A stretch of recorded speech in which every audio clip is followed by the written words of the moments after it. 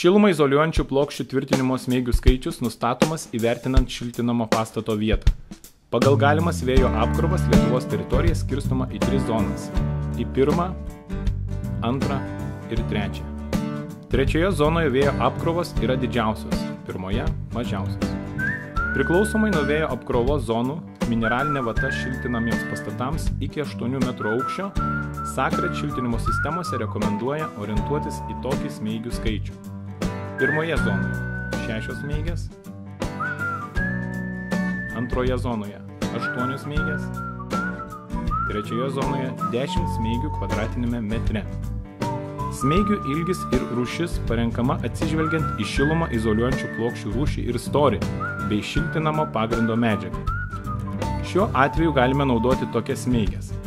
Smeigė, turinti didesnę plastikinę metalinę šerdies galvutę, ne tik užtikrina reikiamą mechaninį stiprumą, bet ir neleidžia susidaryti šalčio tiltelių. Svarbu, gręžiant skyles būtina atminti, kad gylis turi būti ne mažiau nei 10 mm didesnis nei smeigės ilgis.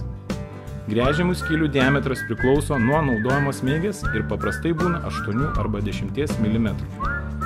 Smeiges galime statyti tik į išvalytas skyles.